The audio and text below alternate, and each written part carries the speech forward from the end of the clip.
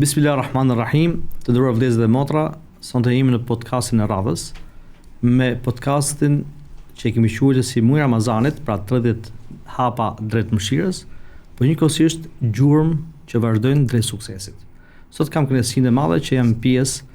e këtij podcasti dhe kam të ftuar një nga ish studentët tona, e cila ka qenë pjesë e forumit nga viti 2014-15, pra duke patur sepse ka qenë dhe pjesë e kolegjit Katarit dhe ka vazhduar angazhimin e saj deri në vitin 2022. Realisht ka qenë një nga krye koordinatorët e grupit tonë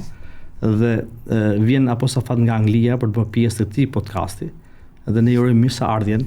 në këtë podcast, njëkohësisht me kolegen time që Esmeralda ka qenë pjesë e udhëtimit tonë të vazhdueshëm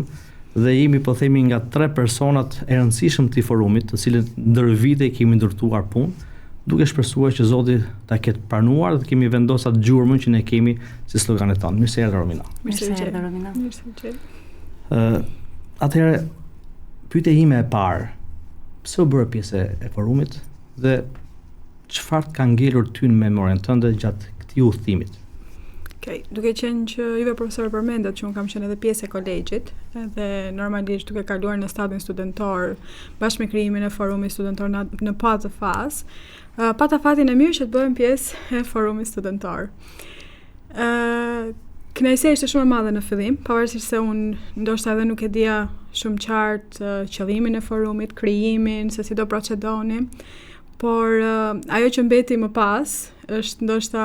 një nga eksperiencat më të bukura që kam pasur gjithë jetën time, edhe që akoma dhe sot më shërben çdo gjë që kam marrë dhe kam mësuar nga forumi. U bëra pjesë e forumit nga kolegji dhe duke qenë pjesë e Qatar Charityt, dhe e vazhdova këtë rrugtim si studente dhe deri kur mbarova që vendosa të largohem nga Shqipëria, por që mendoj që gjëja më e mirë që kam bërë ka qenë që kam qenë pjesë e forumit. Pastaj u vendos edhe rregulli krye koordinatorit. Dhe duke marrë shkas nga kjo, mendoj që gjëja më e mirë që më ka mësuar forumi nuk ishte vetëm një rol drejtues, por ishte fakti ti dëgjoj të tjerët, ti respektoj mendimet, këndvështrimet e tyre, të mos kalisi mua durimin si individ, duke qenë pjesë e tyre normalisht. Edhe ajo që unë sot e mbaj me vete shumë fuqishëm, është fakti që njeti i sinqert për hatrin e Zotit dhe puna e mirë për hatrin e Zotit do mbetet gjithmonë aty. Nuk ka rëndësi se si shikohet nga të tjerët, sepse njerëzit mund ta vlerësojnë apo mund mos ta vlerësojnë, por fakti që çdo veprim i bërë është bërë me njetin e hatrit Zotit edhe me njetin e përhapjes së të mirës,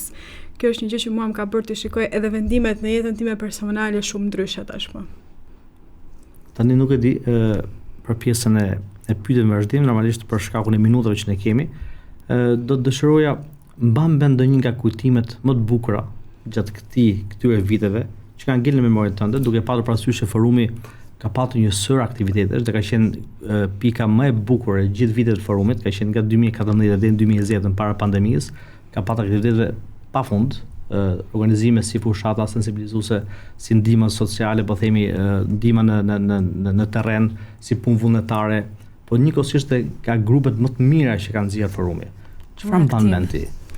Unë nuk dua të veçoj një gjë, sepse për mua forumi ka qenë i bukur në gjithë tërësinë e vet. Ajo që unë dua të veçoj është puna vullnetare, që i ka përfshirë gjitha, që nga daljet në terren, që nga çështja e pandemisë, çështja e tërmetit, qenit afër njerëzve, çështja e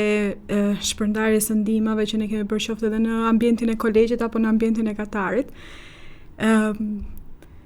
Por do veçoja një rast nga punët vullnetare, që ka qenë kur ne të gjithë bashk kemi qenë ndoshta pakic, kemi punuar gjithë bashkë për shpërndarjen që kishim, ka qenë një numër shumë i madh, i konsiderueshëm, tani unë nuk e kujtoj dot. Ka qenë 1200 përfitues tek pakot e mishit. Po, edhe kjo ndoshta ka qenë një 3 veta kemi qenë zyrë gjithsej edhe. Një nga kujtimet më të bukura që unë mbaj mend edhe